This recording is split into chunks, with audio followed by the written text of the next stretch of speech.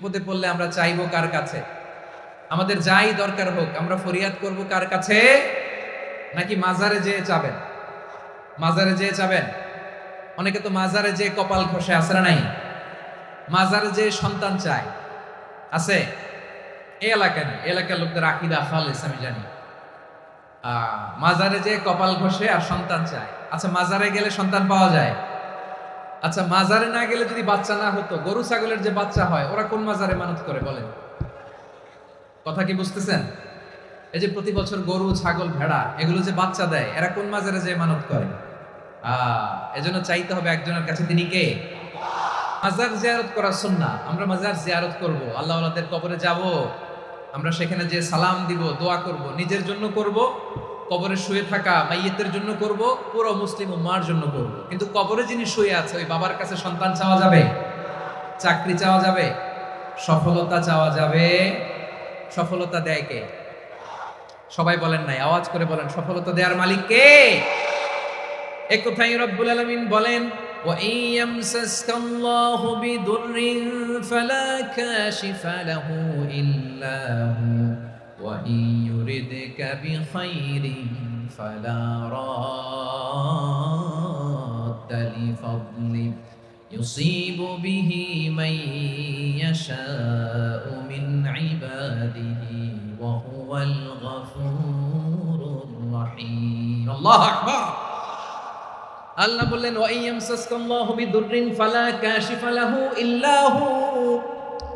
আল্লাহ যদি তোমাকে কোনো বিপদ স্পর্শ করায়, আল্লাহ যদি তোমারে কোনো বিপদে ফেলে দেয়, ওই বিপদ থেকে উদ্ধার করার তিনি ছাড়া আর কেউ নাই। জোরে বলেন ঠিক কিনা?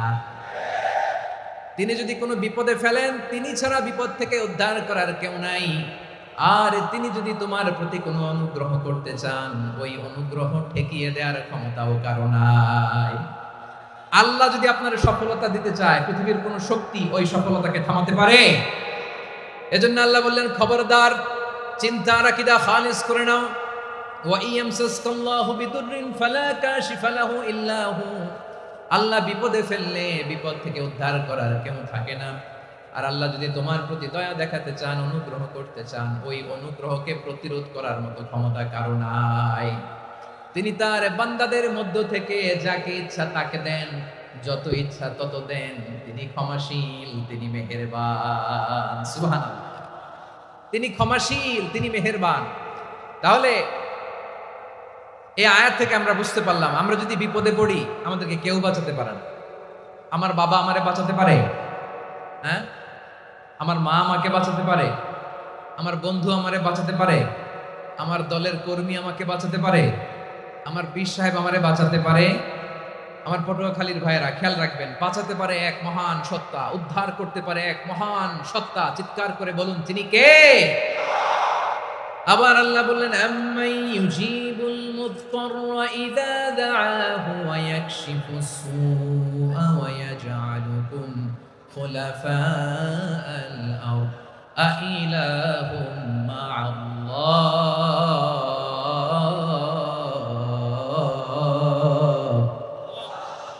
ক্বালিলাম মা তাযাক্কারুন। রব্বুল আলামিন বলেন, বিপদে পড়ে কাতর কণ্ঠে চিন্তাগ্রস্ত হয়ে যখন কেউ ফরিয়াদি হয়ে আল্লাহর ডাকে হাত তোলে, তখন ওই ব্যক্তির ডাকে সাড়া দেয় কে? সবাই বলুন। কণ্ঠে বিপন্ন অবস্থায় আপনি যখন কেঁদে কেঁদে হাত তুলে আপনার দুঃখের কথা জানান, আপনি যখন ডাকেন তারে, তখন আপনার ডাকে সাড়া দেয় কে? আল্লাহ বলে, আমি সাড়া দেই। তোমাদের বিপদকে মুক্ত করে দেয় কে? ওই আল্লাহর সাথে কোন উপাস্য আছে নাকি? কিন্তু খুব অল্প সংখ্যক লোকই তোমরা উপদেশ গ্রহণ করো। কথাটা কার? তাহলে বিপন্ন মানবতা যখন কাঁদে, মানুষ যখন বিপদে পড়ে নিরুপায় হয়ে ফরিয়াদ করে, তার ডাক শোনার কেউ নাই একজন ছাড়া। চিল্লায় বলেন তো, তিনি কে? এজন্য আমরা ফরিয়াদের হাত কার দিকে তুলব? প্রিয় পটুয়াখালী, বলেন, ফরিয়াদের দুটো হাত আমরা কার দিকে তুলবো? এবং খেয়াল রাখতে হবে, মাথার সাথে সেট করে নিতে হবে, আল্লাহ ছাড়া আমাকে উদ্ধার করার কেউ নাই। এই পৃথিবীতে কেউ আপন না। প্রিয় ভাই, বিপদে পড়লে বোঝা যায় কেউ আপন না। আপন শুধু একজন মহান সত্তা, তিনি কে? এটা কি আপনারা খেয়াল রাখতে পারবেন? হ্যাঁ, বিপদে আপদে কেউ আমাদের বাঁচাতে পারে না, তরাতে পারে না, মুক্তি দিতে পারে না, উদ্ধার করতে পারে না, একমাত্র আমার প্রভু ছাড়া, আল্লাহ ছাড়া। চিল্লায় বলেন ঠিক কিনা? মাথার সাথে এটা সেট করে নিতে হবে যে আমাদের পুরো জীবনটাই পরীক্ষা। পুরো জীবনটাই কি? The life is a test. পুরো জীবনটাই পরীক্ষা। এই জীবনে বিপদ আসবে, আপদ আসবে, পরীক্ষা আসবে, সবার জীবনে এটা থাকে। এক একজনের পরীক্ষা এক এক রকম। আমার পরীক্ষা একরকম, মাসুদ ভাইয়ের পরীক্ষা একরকম, চৌধুরী সাহেবের পরীক্ষা একরকম, আপনার পরীক্ষা একরকম, উনার পরীক্ষা আবার আরেক রকম। পুরো পৃথিবীটাই পরীক্ষা ক্ষেত্র, সবাই পরীক্ষা দিচ্ছি, কিন্তু কারো পরীক্ষা প্রশ্নের সাথে কারোটার মিল নাই। সুবহানাল্লাহ পড়বেন না? পুরোটাই পরীক্ষা ক্ষেত্র, সবাই পরীক্ষার্থী, কিন্তু প্রশ্নপত্র একটার সাথে আরেকটা মিলে না। One doesn't match the other. একজনেরটার সাথে আরেকজনেরটা মিলে না। কাউকে আল্লাহ তাআলা ধনী বানিয়ে পরীক্ষা করেন। কি বানিয়ে? কথা কি বুঝতেছেন নাকি কষ্ট হচ্ছে? কষ্ট হচ্ছে আপনাদের? কাউকে আল্লাহ ধনী বানিয়ে পরীক্ষা করেন, আবার কাউকে আল্লাহ তাআলা গরিব বানিয়ে পরীক্ষা করেন, কাউকে আল্লাহ অসুস্থ বানিয়ে পরীক্ষা করেন। কেউ দেখবেন যে দুরারোগ্য ব্যাধিতে আক্রান্ত, ডাক্তার বলেছে আর সময় নাই, দুরারোগ্য ব্যাধি, ক্যান্সার, যার নেই কোনো অ্যান্সার, তার জন্য পরীক্ষা হচ্ছে এই রোগ। আরেক লোক দেখবেন তার আবার রোগ বালাই নাই, মাশাআল্লাহ, তাকে আল্লাহ তাআলা আর্থিক দৈন্যতা, দারিদ্রতা দিয়ে পরীক্ষা করছেন। এরকম আছে না নাই? টাকা পয়সা নাই, দিন আনে দিন খায়, যা আছে তাতে চলে না, এটা তার জন্য পরীক্ষা। আবার আরেক শ্রেণীর লোক দেখবেন তাকে আল্লাহ অসুস্থতাও দেয় নাই, দারিদ্রতাও দেয় নাই, তার দাম্পত্য জীবনের সমস্যা আছে না নাই? স্ত্রী কথা শোনে না, অথবা ছেলে মেয়ে কথা শোনে না। তাহলে পরীক্ষা সবার জীবনে আছে, এক একজনের পরীক্ষাটা এক এক রকম। আল্লাহ তাআলা দেখতে চায় যে এই পরীক্ষার সময় আমরা কিরকম রেসপন্স করি, how to deal with the test, কিভাবে এই বিপদ আপদ পরীক্ষাগুলোকে আমরা হ্যান্ডেল করব, ডিল করব। এটা হচ্ছে আজকের আলোচনার বিষয়। বুঝতে পেরেছেন সবাই আমার প্রিয় ভাইয়েরা? তাহলে পরীক্ষাময় আমাদের জীবন, বিপদ আপদ পরীক্ষা, এটা মানুষের পিছু ছাড়ে না। সবার জীবনে পরীক্ষা আছে। নবীদের জীবনেও পরীক্ষা ছিল। সাহাবারা জিজ্ঞেস করেছেন, ইয়া রাসূলুল্লাহ, আইয়ুন নাসি আশাদ্দু বালাআন ফিদ দুনিয়া, এই দুনিয়ার বুকে কাদের পরীক্ষা সবচেয়ে বেশি? বিশ্বনবী বলেছেন, আল আম্বিয়া। এই পৃথিবীতে সবচেয়ে বেশি পরীক্ষা আল্লাহ তাআলা নিয়ে থাকেন নবীদের। কাদের? নবীদের। সুম্মাল আমসাল ফাল আমসাল, এরপরে নবীদের পরের স্তরে যারা, তাদের পরীক্ষা। এরপরে তাদের পরের স্তরে যারা, তাদের পরীক্ষা। সিদ্দিকিনদের, শোহাদাদের, সলিহিনদের, আল্লাহওয়ালাদের। যার ঈমান যত মজবুত, তার জীবনে পরীক্ষাও তত বেশি। চিল্লায় বলেন ঠিক কিনা? তাহলে মুমিনরা, বিশ্বাসীরা, আমরা কি পরীক্ষা বিপদ আপদে ভয় পাই? হ্যাঁ, বিপদ দেখলে ভয় লাগে আপনাদের? ভয় লাগে? হ্যাঁ না, মুমিনরা বিপদে ভয় পায় না, তারা হতাশ হয় না, সুবহানাল্লাহ, তারা নিরাশ হয় না। বিশ্বাসীরা হাল ছেড়ে দেয় না, তারা ভরসা রাখে একজনের উপর। চিল্লায় বলতে হবে তিনি কে? কারণ মুমিন জানে the grief isn't permanent, the test isn't permanent, the struggle in our life isn't permanent. আমাদের জীবনের দুঃখ, কষ্ট, স্ট্রাগল, এগুলো পার্মানেন্ট নয়। after every difficulties there is an ease. সব কষ্টের পরেই একটা সুখ আছে না নাই? রব্বুল আলামিন বলেন, ফা ইন্না মাআল উসরি ইউসরা, ইন্না মাআল উসরি ইউসরা, ভয় পেও না, চিন্তা করো না, কষ্টের সাথেই আমি রেখে দিয়েছি স্বস্তি। সুবহানাল্লাহ বলেন। মুমিন জীবনে বিপদ যত বেশি, কষ্ট যত বেশি, তার সামনে সফলতা তার চেয়েও বেশি। ঠিক কিনা বলেন? কারণ বিশ্বাসীরা জানে রাত্রি যত গভীর হয়, সুবহে সাদিকের সময় তত আগাতে থাকে। গর্ভবতী নারীর পেটের ব্যথা যত বাড়তে থাকে, ঘরে নতুন মেহমান আগমনের সময় ঘনাতে থাকে। মুমিনদের উপর বিপদ, অত্যাচার, আপদ, পরীক্ষা যত বাড়তে থাকে, কালেমার পতাকা উড্ডয়নের সময় কাছে আসতে থাকে। বিশ্বাসীদের এগুলো হিসাব মিলানো অনেক আগে, এগুলো অনেক আগে হিসাব মিলানো। দুঃখের আধার শেষে সুখের আলো মিটিমিটি হাসে। চিল্লায় বলেন ঠিক কিনা? দুঃখ যত বেশি, পরীক্ষা যত বেশি, কষ্ট যত বেশি, সুখের সময় তত কাছাকাছি। চিল্লায় বলতে হবে ঠিক কিনা? এজন্য মুমিন জীবনে পরীক্ষা বেশি, মুমিনদের হতাশা নাই, মুমিনরা নিরাশ হয় না, হতাশ হয় কাফিররা। মুমিনরা কখনো হাল ছেড়ে দেয় না, মুমিনরা ভরসা রাখে একজনের উপর, তিনি কে? তাহলে আমার প্রিয় পটুয়াখালীবাসী, বিপদ থাকবে, পরীক্ষা থাকবে, এই বিপদ থেকে আমাদেরকে উদ্ধার করবেন একজন, তিনি কে? আমরা শুধু আল্লাহর উপরই ভরসা রাখবো। রাজি আছেন তো? চাইবো একজন সত্তার কাছে। আওয়াজ করে বলুন তিনি কে? একজন সত্তার কাছে চাইবো। বিশ্বনবী ওনার চাচাতো ভাই আব্দুল্লাহ ইবনে আব্বাস রাদিয়াল্লাহু তাআলা আনহুকে বললেন, ইয়া আব্দুল্লাহ ইবনে আব্বাস, হে আব্দুল্লাহ ইবনে আব্বাস, ইদা সাআলতা ফাসআলিল্লাহ, যখন চাইবে আল্লাহর কাছে যাও। ও আব্দুল্লাহ, যখন চাইবা আল্লাহর কাছে চাও। ওয়া ইদা ইসতাআনতা ফাসতাইন বিল্লাহ, যখন সাহায্য চাইবা আল্লাহর কাছে ফরিয়াদ করো। জেনে রেখো ও আব্দুল্লাহ, ওয়া'লাম আন্নাল উম্মাতা লাউ ইজতামাআত আলা আন ইয়ানফাউকা বিশাইইন লাম ইয়ানফাউকা ইল্লা বিশাইইন ক্বাদ কাতাবাহু আল্লাহু লাক। ও আব্দুল্লাহ, জেনে রেখো, মনে রেখো, গোটা বিশ্বের সবাই মিলে যদি তোমার উপকার করতে চায় ততটুকুই তারা করতে পারবে যতটুকু আল্লাহ তোমার নসিবে সেটা লিখে রেখেছে। ঠিক কিনা বলেন? আর যদি গোটা বিশ্বের সবাই মিলে তোমার বিরুদ্ধে কনস্পাইরেসি করে, ষড়যন্ত্র করে, গোটা বিশ্বের সবাই মিলেও যদি তোমার ক্ষতি করতে চায় ততটুকুই শুধু পারবে যেটা আল্লাহ তোমার জন্য বরাদ্দ রেখেছে।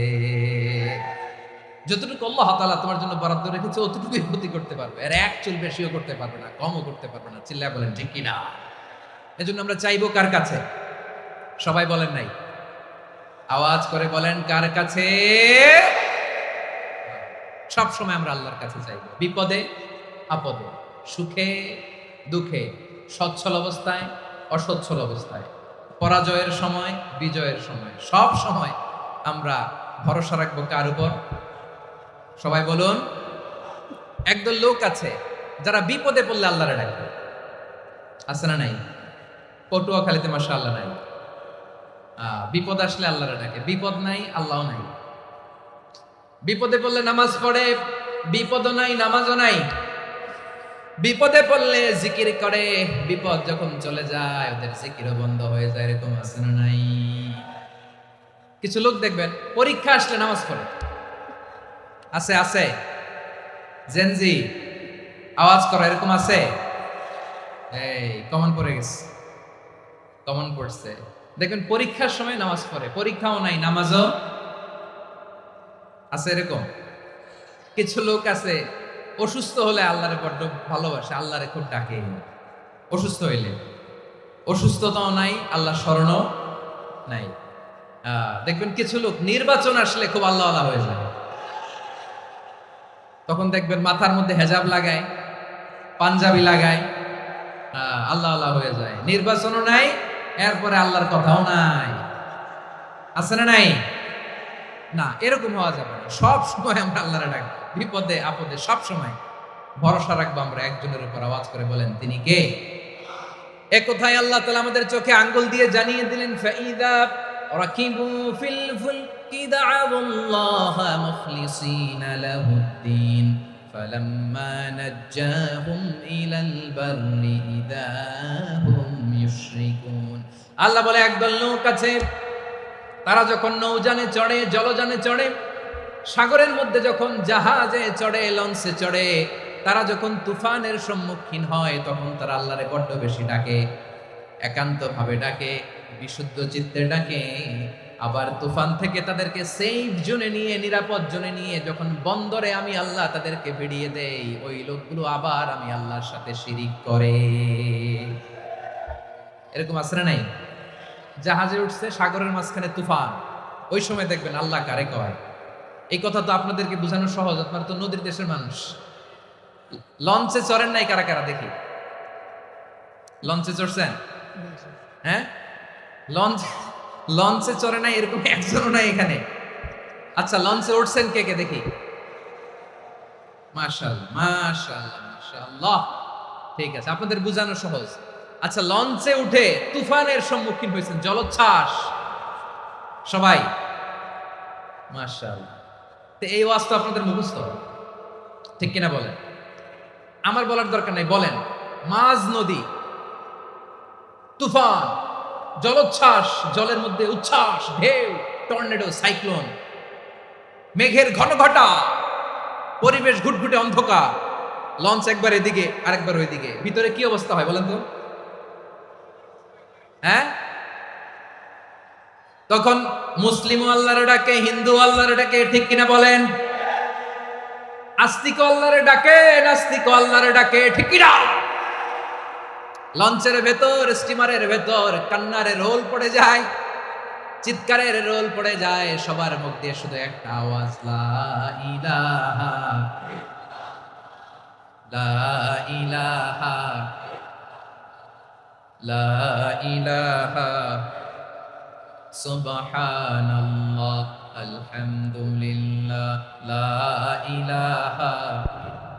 আল্লাহ নামের জিকির করবে যারা, আল্লাহর কাছে প্রিয় তারা, আল্লাহর কাছে প্রিয় যারা, জান্নাতে প্রবেশ করবে তারা, জোরে লা ইলাহা, লা ইলাহা ইল্লাল্লাহ, লা ইলাহা ইল্লাল্লাহ, মুহাম্মাদুর রাসূলুল্লাহ সাল্লাল্লাহু আলাইহি ওয়াসাল্লাম। আমার প্রিয় পটুয়াখালীবাসী, তাহলে লঞ্চের ভেতরে যখন আমরা তুফানের মধ্যে পড়ি, তখন সবাই মিলে আমরা একটা নামের জিকির করি। নামটা কার? মুসলমানেরাও ডাকে, হিন্দুরাও ডাকে, আস্তিকও ডাকে, নাস্তিকও ডাকে, সবাই ডাকে একজনকে, তিনি কে? আবার দেখবেন ওই আল্লাহ তুফানের পরে, ঝড়ের পরে ওই লঞ্চটাকে যখন সদর ঘাটে ফিরিয়ে দেয়, আবার আমরা নাফরমানি শুরু করে দেই। সে কোথায় আল্লাহ বললেন, ফাইদা রাকিবু ফিল ফুলকি দা'আল্লাহ মুখলিসিনা লাহুদ্দিন ফালাম্মা নাজ্জাহুম ইলাল বাররি ইযা হুম ইউশরিকুন। সাগরে যখন তুফানে পড়ে আমি আল্লাহর ডাকে, আবার আমি আল্লাহ যখন বাঁচিয়ে দেই, আবার আমি আল্লাহর সাথে শিরিক শুরু করে। আমরা কি এরকম হতে চাই নাকি? এরকম করবেন? হ্যাঁ না, আমরা তুফানে পড়লেও আল্লাহরে ডাকি, আবার বাঁচায় দেওয়ার পরেও ডাকি কারে? আল্লাহকেই ডাকি। বিমানের মধ্যে মাঝে মাঝে দেখবেন যে এয়ার টার্বুলেন্স হয়, জানেন? এয়ার টার্বুলেন্স জানেন তো? মাঝে মাঝে বিমানটা বাউন্সিং করে, বাম্পি, ভেরি বাম্পি ওয়েদার। শুনেন নাই? 40,000 ফিট উপরে যখন থাকে, তখন পাইলট মাঝে মাঝে বলে, dear passengers, ladies and gentleman, right now we are flying 40,000 feet above the ground and we are passing very air turbulence, very heavy air turbulence right now. Please fasten your seat belt. দেখবেন মাঝে মাঝে বলে যে, ভদ্র মহিলা, ভদ্র মহোদয়গণ, আমরা 40,000 ফিট উপর দিয়ে যাচ্ছি আর এয়ার টার্বুলেন্স ফেস করছি, মেহেরবানি করে আল্লাহর হস্তে সিট বেল্ট বাঁধুন। তখন বিমানটা এরকম বাউন্সিং করে, শেকিং করে। আপনারা মুখোমুখি হয়েছেন? ইদানিং এই এয়ার টার্বুলেন্স বেড়ে গিয়েছে। গত বছর আমার ইন্টারন্যাশনাল অনেকগুলো ফ্লাইট ছিল, তো আমি দেখলাম যে আগের ফ্লাইটগুলোর তুলনায় এখন এয়ার টার্বুলেন্স খুব বেশি। আমি একটু রিসার্চ করে দেখলাম, ক্লাইমেট চেঞ্জের কারণে, জলবায়ু পরিবর্তনের কারণে আকাশের বাতাসের মুভমেন্টে পরিবর্তন হয়েছে, ফলে এখন বিমান শেকিং করে বেশি, বাউন্সিং, বাম্পি ওয়েদার। তো বলেন তো, 40,000 ফিট উপরে যখন আপনি, কয় হাজার ফিট? সবাই বলুন কয় হাজার ফিট? 40,000 ফিট উপরে যখন আপনি, তখন যখন বিমানটা এরকম বাউন্সিং করে, সবাই যখন ভমিটিং করে বিমান নষ্ট করে দেয়, বমি করে, তখন বাঁচানোর কে আছে আল্লাহ ছাড়া? কেউ আছে? ওই মুহূর্তেও সবাই মিলে একজনের ডাকে আওয়াজ করে বলেন, তিনি কে? মাঝে মাঝে কিছু সোশ্যাল মিডিয়ায় কিছু ভিডিও পাওয়া যায় যে হেভি যখন এয়ার টার্বুলেন্স হয়, 10 সেকেন্ড 15 সেকেন্ডের কিছু ভিডিও পাওয়া যায়, বিমানটা এরকম বাউন্সিং করছে, বাম্পি ওয়েদার, কাঁপছে, মানুষগুলো বমি করছে, অক্সিজেন মাস্কগুলো সব ঝুলে পড়েছে, বিমানটা শুধু কাঁপছে। তখন দেখবেন বিমানের ভেতরেও এরকম লঞ্চের মতো চিৎকার আছে না নাই? বিমানের ভেতরেও তখন চিৎকার। গত বছর হিথ্রো এয়ারপোর্ট থেকে সিঙ্গাপুর এয়ারলাইন্সের একটা ফ্লাইট, হিথ্রো টু চাঙ্গি, একটা ফ্লাইটে এমন বেশি এয়ার টার্বুলেন্সের শিকার হয়েছিল ওই এয়ারক্রাফটটা, 33 জন যাত্রী সেখানে আহত হয়েছে, একজন যাত্রী নিহত হয়েছে। কেবিন ক্রুজ, এয়ার হোস্টেস যারা আছে, একজনের নাক ফেটে, চোখ ফেটে, কপাল ফেটে, ব্লিডিং হয়ে শয়লা। প্রিয় ভাইরা, ওই 40,000 ফিট উপরে বিমানটা যখন কাঁপবে, তখন আমাদেরকে আল্লাহ ছাড়া আর কেউ বাঁচানোর আছে? এত আস্তে বললে হবে? ওই কঠিন মুহূর্তে আমার বাবা আমারে বাঁচাতে পারে, আমার বন্ধু আমারে বাঁচাতে পারে। এই গ্রাউন্ডে, জমিনের বুকে আমার প্রোটোকল, আমার ক্ষমতা, আমার দাম্ভিকতা, কোনো কিছু আমারে বাঁচাতে পারে? একজন ছাড়া। চিল্লায় বলতে হবে, তিনি কে? সে আল্লাহ বললেন, গোলাম, আমি বিপদের সময় ঠিকই তোমাদের বাঁচিয়ে দেই। ওই বিমানের ভেতরে 40,000 ফিট উপরে যখন তোমরা এয়ার টার্বুলেন্সের শিকার হও, তখন নাস্তিকও আল্লাহরে ডাকে, হিন্দু আল্লাহরে ডাকে। জোরে বলেন ঠিক কিনা? আবার বিমানটা যখন শান্ত হয়ে যায়, একটু পরেই বিমানের স্ক্রিনের মধ্যে হিন্দি সিনেমা খোঁজে। বিমানের স্ক্রিনে কিন্তু বিশাল ওখানে আফলাম ফিল্মের একেবারে বোঝাই করা। বিমানটা শান্ত হলে আবার হিন্দি সিনেমা দেখা শুরু করে। একটু আগে ডাকছিল কারে কারে? দেখবেন বাংলাদেশে আমাদের ক্রিকেটাররা যখন অন্য কোনো দেশের সাথে খেলে, অনেক সময় এমন হয় বল বাকি একটা, রান দরকার 6টা। বল বাকি কয়টা? পটুয়াখালী বুঝে নাই বোধহয়। বল বাকি কয়টা? রান দরকার। আপনি দেখবেন ক্যামেরাম্যান তখন গ্যালারিতে খালি দেখায় দর্শকদের যে কি অস্থিরতা। হিপ হপ স্টাইলের মেয়েটা, যে মেয়েটার ওড়না এতক্ষণ ছিল গলায়, এতক্ষণ কই ছিল, ওই মেয়েটা দেখবেন ওড়নাটা টেনে মাথায় দিয়ে এরকম মুনাজাত ধরতেছে, আল্লাহ আল্লাহ, একটা সক্কা, আল্লাহ আল্লাহ, আমার লাল সবুজের পতাকারে তুমি অপমানিত কইরো না আল্লাহ, ইন্ডিয়ার সাথে আমাদের খেলা আল্লাহ আল্লাহ, একটা সক্কা, একটা একটা। পুরো পুরো খেলা জুড়ে এই মেয়ের ওড়না ছিল গলায়, কিন্তু যখন 1 বলে 6 রান দরকার, ওড়না চলে আসছে কোথায়? মাথায়। আবার মুনাজাত আছে না নাই? ঠিকই বাংলাদেশের দামাল ছেলে এমন এক শট মারলো, বল চলে গেল স্টেডিয়ামের বাইরে, ছক্কা, জিতে গেলাম আমরা। পুরো স্টেডিয়াম জুড়ে চিৎকার, হই হুল্লোড়, মৌজ মাস্তি। যেই মেয়েটা মাথার মধ্যে ওড়না দিয়ে এতক্ষণ সুবহানাল্লাহ সুবহানাল্লাহ বলে আল্লাহর কাছে দোয়া করেছে, ওই মেয়ে এখন আবার ওড়না ফেলে দিয়ে নাচা শুরু করে দিয়েছে। তাহলে আল্লাহর ভয়, আল্লাহর প্রতি আস্থা, বিশ্বাস, ভালোবাসা, এটা কি ক্ষণিকের জন্য? মানে আমার যখন লাগবে তখন আল্লাহর ইউজ করবো নাকি? হ্যাঁ, বিপদে আপদে, সুখের সময় দুঃখের সময়, সচ্ছল অসচ্ছল অবস্থায় বিশ্বাসীরা ভরসা রাখে একজনের উপর। চিৎকার করে বলো, পটুয়াখালী তিনি কে? সে আল্লাহ বললেন, গোলাম মনে করো না জাহাজ থেকে সদরঘাটে ভিড়িয়ে দিলাম, তুমি নিরাপদ হয়ে গেছো। মনে করো না 40,000 ফিট থেকে সেফ ল্যান্ডিং এর পরে এয়ারপোর্টে নেমে গেলেই তুমি নিরাপদ হয়ে গেছো। ও মিয়া, বিপদ কি শুধু সাগরে আর আকাশে? ঘরের বিপদও, ঘরের ভেতরও বিপদ আসতে পারে কি পারে না? এজন্য সূরা মুলক আল্লাহ বললেন, আমিনতুম মান ফিস সামাই আন ইয়াখসিফা বিকুমুল আরদা ফাইযা হিয়া তামুর। তোমরা কি ভাবছো তোমরা নিরাপদ? সাগরের মধ্যে তুফান, আল্লাহ আল্লাহ ডাকলাম, সদরঘাটে যেয়ে পড়ছে, বাইসা গেছেন তো আপনি। আর পাবে আপনারে আল্লাহ? আল্লাহরে তো সাগরের মাঝখানে তো আল্লাহ আপনারে পাইছিল, আর তো পাবে না। আর পাবে আপনারে? আর আল্লাহ ধরতে পারবে আপনারে? ঘরের ভেতরও বিপদ দিয়ে আটকাতে পারে কে? 5 স্টার 7 স্টার হোটেলের ভেতরেও আমাকে বিপদের মধ্যে ফেলে দিতে পারেন কে? আল্লাহ বললেন, তোমরা কি ভেবেছো তোমরা নিরাপদ? আমি চাইলে ল্যান্ডস্লাইডস, ভূমি ধস দিয়ে 1 লক্ষ 1 মুহূর্তে নিয়ে যেতে পারি। এক সুনামি দিয়ে থাপ্পড় মেরে 3 লক্ষ সাগরের ভেতরে ঢুকায় দিতে পারি। 1 সেকেন্ডও লাগে না আমার। আম আমিনতুম মান ফিস সামাই আন ইউরসিলা আলাইকুম হাসিবা ফাসাতা'লামুনা কাইফা নাযীর। আল্লাহ চাইলে আকাশ থেকে পাথর বৃষ্টি নাজিল করতে পারেন কি পারেন না? এই মুহূর্তে এখানে ভূমিকম্প দিতে পারেন কি পারেন না? আচ্ছা, ভূমিকম্প যখন হয় আমাদের কারো হুঁশ থাকে? আপনি মনে করছেন আমরা সাধারণ মানুষ, আমরা দৌড় দেই, আর প্রেসিডেন্ট প্রধানমন্ত্রী ওনারা বুঝি খাটে শুয়ে থাকে? কথা বুঝে নাই বোধহয়। ভূমিকম্প, আর্থকোয়েক যদি হয়, বাঁচার জন্য আমরা কি করি? হয় খাটের তলায়, ডাইনিং টেবিলের নিচে, উপরে শক্ত কিছু আছে এটার নিচে, অথবা ঘর থইয়া দেও দৌড়। তো প্রধানমন্ত্রী উনি কি করে? প্রেসিডেন্ট উনি কি করে? হ্যাঁ, উনি খাটের মধ্যে যে শুয়ে থাকে নাকি? উনিও দৌড়, সাধারণ মানুষও দৌড়, প্রধানমন্ত্রীও দৌড়, বাড়িওয়ালাও দৌড়, ভাড়াটিয়াও দৌড়, সবাই দৌড়। নাকি ভাড়াটিয়ারা বাড়ি থুইয়া দৌড়, বাড়িওয়ালারা আর বেরোয় না? এরকম না। তাহলে যে কোনো মুহূর্তে ভূমিকম্প দিয়ে নাস্তানাবুদ করতে পারে কে? আমার প্রিয় ভাইয়েরা, আমরা নিরাপদ নই, আমরা তার দয়ায় বেঁচে আছি। কার দয়ায়? এজন্য আল্লাহ বললেন, গোলাম যে কোনো মুহূর্তে বিপদ দিয়ে তোমাদেরকে নাস্তানাবুদ করতে পারি। বিশ্বাসী বলে যদি নিজেকে দাবি করো, সব সময় ডাকতে হবে একজন সত্তাকে। বলেন তিনি কে? এই কথা ক্লিয়ার? এই সবগুলো উদাহরণ শেষে সবার কাছে ক্লিয়ার হয়েছে না যে বিপদ থেকে, আপদ থেকে, পরীক্ষা থেকে, ক্যালামিটি থেকে আমাদেরকে কেউ বাঁচাতে পারে না একজন সত্তা ছাড়া। আবারও বলেন তো তিনি কে? ক্লিয়ার? হ্যাঁ, সবাই বুঝতে পারছেন? আচ্ছা, এবার আমরা দেখি বিষ্ণু ইসা ইসলামের জীবনে বিপদ আপদ ছিল কিনা, উনি বিপদ আসলে কিভাবে ডিল করতেন, বিপদ আসলে কোন দোয়া পড়তে হয়, কিভাবে ফরিয়াদের হাত উত্তোলন করতে হয়, কিভাবে রবের দরবারে নতজানু হয়ে ফরিয়াদ করতে হয়, এটা জানার দরকার আছে না নাই?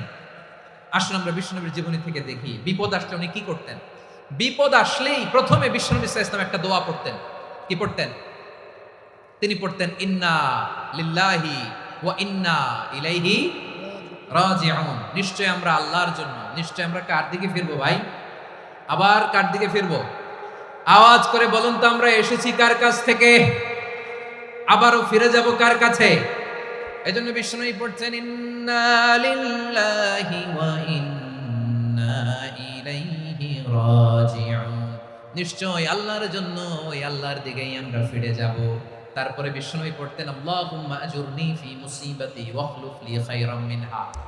একসাথে প্রথমে পড়তেন ইন্না লিল্লাহি ওয়া ইন্না ইলাইহি রাজিউন, তারপর পড়তেন আল্লাহুম্মা আজুরনি ফি মুসিবাতি ওয়াখলুফ লি খায়রাম মিনহা, মানে আল্লাহ, এই যে আমি বিপদে ধৈর্য ধারণ করলাম, এটার সব তুমি আমারে দাও, আর যেটা হারালাম এর চেয়ে ভালো কিছু দিয়ে মেকআপ করে দিও, ভালো কিছু দিয়ে বদল করে দিও। সুবহানাল্লাহ পড়েন। তাহলে বিপদ আসলে আমরা কি পড়ব? কথা বলেন। এই যে আমি শুয়েছিলাম, নাশিদ গাচ্ছিল ওরা, এদেশে পরস্পরে দেখা হলে দেয় সালাম, এদেশে আমজনতার হৃদয় জুড়ে পাক্কালাম, এদেশে বিপদ এলে সর্বজনে সর্বক্ষণে দোয়া পড়ে ইন্না লিল্লাহ। কি পড়ে?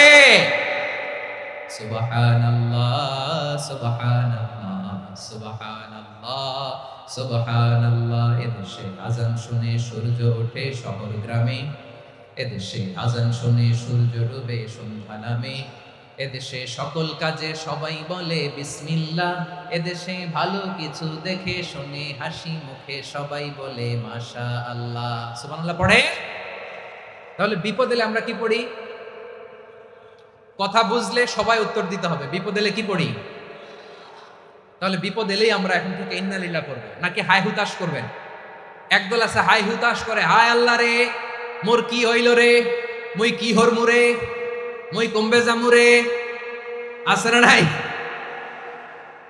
এরকম বিলাপ করতে নিষেধ করেছেন বিশ্বনবী। কি করব, কই যাব, কি হবে, হায় হায়, এরকম হাহুতাশ আছে না নাই? বিশ্বাসীরা হাহুতাশ করে না, তারা ইন্না লিল্লাহ পড়ে। কি পড়ে মনে থাকবে? আমরা পড়বো ইন্না লিল্লাহি ওয়া ইন্না ইলাইহি রাজিউন। নিশ্চয়ই আমরা আল্লাহর জন্য, আমরা আল্লাহর দিকেই ফিরে যাব। এরপর পড়বো আল্লাহুম্মা আজুরনি ফি মুসিবাতি ওয়াখলুফ লি খায়রাম মিনহা। আল্লাহ, আমি যে বিপদে ধৈর্য ধারণ করলাম এটার সওয়াব দিও, আর যা হারালাম তার চেয়ে ভালো কিছু দিয়ে বদল করে দিও। সুবহানাল্লাহ পড়েন। বিশ্বনবীর হাদিস শুনলেন উম্মে সালামা রাদিয়াল্লাহু তাআলা আনহা। ওনার স্বামী হলো আবু সালামা। মজার ঘটনা খেয়াল করে শুনেন আমার প্রিয় কলিজার টুকরা ভাইয়েরা। কানগুলো খরগোশের কানের মতো খাড়া করে আমার দিকে তাকান। সাইয়্যিদাতুনা উম্মে সালামা রাদিয়াল্লাহু তাআলা আনহা, ওনার স্বামীর নাম আবু সালামা। শ্রেষ্ঠ দম্পতি, শ্রেষ্ঠ ফ্যামিলি। প্রথমে হিজরত করেছিলেন হাবাসায়, পরে হিজরত করেছেন মদিনায়। উহুদ যুদ্ধের পরে ওনার স্বামী আবু সালামা ইন্তেকাল করলো, শহীদ হলো। সুবহানাল্লাহ পড়েন। যখন আবু সালামা ইন্তেকাল করলো, উম্মে সালামা রাদিয়াল্লাহু তাআলা আনহা কেঁদে কেঁদে হয়রান। আর নবীর শিখানো বাণী অনুযায়ী তিনি বারবার পড়ছিলেন ইন্না লিল্লাহ। কি পড়ছিলেন? জামু কি হরমু এগুলো বলে নেই, কি বলছে? ইন্না লিল্লাহ। যেহেতু বিশ্বনবী বলেছেন কেউ যদি বিপদের প্রথম ধাক্কায় পড়ে ইন্না লিল্লাহি ওয়া ইন্না ইলাইহি রাজিউন, আল্লাহুম্মা আজুরনি ফি মুসিবাতি ওয়াখলুফ লি খায়রাম মিনহা, তাহলে এই বিপদে যে সে যা হারালো তার চেয়ে শ্রেষ্ঠ কিছু দিয়ে আল্লাহ তার বদল দিয়ে দিবে। এই হাদিস শুনে উম্মে সালামা রাদিয়াল্লাহু তাআলা আনহা, ওনার প্রাণ প্রিয় স্বামী আবু সালামার ইন্তেকালের পরে চোখের পানি ছাড়ে আর পড়ে ইন্না লিল্লাহি ওয়া ইন্না ইলাইহি রাজিউন, আল্লাহুম্মা আজুরনি ফি মুসিবাতি ওয়াখলুফনি খায়রাম মিনহা। বারবার এই দোয়া পড়ে চোখের পানি ছাড়ে, এই দোয়া পড়ে চোখের পানি ছাড়ে, আর মনে মনে বলে আবু সালামার মতো ভালো মানুষ মদিনাতে নাই, আবু সালামার চেয়েও ভালো মানুষ মদিনাতে নাই, তার চেয়ে ভালো মানুষ কি করে আল্লাহ তাআলা আমারে দিবে, তার চেয়ে ভালো মানুষ তো আমি মদিনাতে দেখি না। চোখের পানি দিয়ে বুক ভাসায় আর নবীর হাদিসের উপর আমল করে পড়ে ইন্না লিল্লাহি ওয়া ইন্না ইলাইহি রাজিউন, ইন্না লিল্লাহি ওয়া ইন্না ইলাইহি রাজিউন। পড়তে পড়তে চোখের পানি ছাড়ে আর চিন্তা করে বিশ্বনবী বললেন, এই দোয়া পড়লে যেটা হারালাম তার চেয়ে ভালো কিছু দিয়ে আল্লাহ পুরস্কার দেয়। আবু সালামের চেয়ে ভালো মানুষ মদিনার মধ্যে আর কে হতে পারে? কি আজীব তামাশা, কি অবাক করা ঘটনা। কিছুদিন পরে দেখা গেল সাইয়্যিদুল মুরসালিন রাহমাতাল লিল আলামিন স্বয়ং বিশ্ব নবী উম্মে সালামাকে বিয়ের প্রস্তাব পাঠিয়েছে। স্বয়ং বিশ্ব নবী উম্মে সালামা রাদিয়াল্লাহু তাআলা থেকে বিয়ের প্রস্তাব পাঠিয়েছেন। উনি রাজি হয়ে গেলেন, বিয়ে হয়ে গেল, উনি হয়ে গেলেন উম্মুল মুমিনিন, আমাদের মা, পুরো মুসলিম উম্মার মা। চিৎকার করে বলেন আল্লাহু আকবার। তাহলে আমার প্রাণপ্রিয় ভাইরা, বিপদে পড়লে আমরা পড়বো ইন্না লিল্লাহি ওয়া ইন্না ইলাইহি রাজিউন, আল্লাহুম্মা আজুরনি ফি মুসিবাতি ওয়া খলুফ লি খায়রাম মিনহা। পড়বেন? পড়বেন না? যারা যারা বিপদ আসলে এই দোয়াটা পড়বেন এখন থেকে, আওয়াজ করে ইনশাআল্লাহ বলেন। যা হারাইছেন তার চেয়ে শ্রেষ্ঠ জিনিস দিয়ে বদলা দিবে কে? বিশ্বাস হয়? একটু সন্দেহ লাগে মনে হয়, একটু সন্দেহ সন্দেহ আছে? যাদের বিশ্বাস হবে তাদের কি আল্লাহ উত্তম বদলা দিবে, ঠিক কিনা বলেন? তাহলে বিপদে পড়লেই প্রথমে আমরা এটা করব। দোয়াগুলো যদি এখন মুখস্থ না হয়, এই যে রেকর্ডিং হচ্ছে, পেয়ে যাবেন, কালকেই পেয়ে যাবেন। শুনে শুনে মুখস্থ করবেন। আমার মায়েরা, আমার বোনেরা, আপনাদের জন্য 3টি মাঠের অ্যারেঞ্জমেন্ট করা হয়েছে, আমি জানি। আপনারাও এই দোয়াগুলো পড়বেন, আপনার স্বামীকে শেখাবেন, সন্তানকে শেখাবেন, আপনার পুরো পরিবারটাকে জান্নাতের টুকরো বানিয়ে দিবে কে? তাহলে বিপদ আসলে প্রথমে কি পড়তে হবে এটা জেনে গেলাম। এরপরে বিপদ আসলে নিজেকে কি করে আল্লাহর কাছে সঁপে দিতে হয় এটাও জানার দরকার আছে না নাই? বিপদে প্রথমে ইন্নালিল্লাহ করলাম, ধৈর্য ধারণ করলাম, বিপদ থেকে উদ্ধারের সর্বোচ্চ চেষ্টা করলাম। আমার কাজ যখন শেষ, তখন আমি আমার এই বিষয়টা আল্লাহর কাছে সঁপে দিব। কার কাছে সুপর্দ করব? কার কাছে? বিপদে পড়লে কেমন করে নিজেকে আল্লাহর কাছে সঁপে দিতে হয়, আসুন সাইয়েদনা ইব্রাহিম আলাইহিস সালামের জীবনী থেকে জানি। আল্লাহর খলিল ইব্রাহিম আলাইহিস সালাম আমাদের মতো সমাজ ব্যবস্থা পায় নাই। আমরা জন্মের পরে আমাদের কানের ভেতরে আজান দিয়েছে কে? একামত দিয়েছে কে? আমাদের বাপ দাদারা আমাদের কানে আজান দিয়েছে কি দেয় নাই?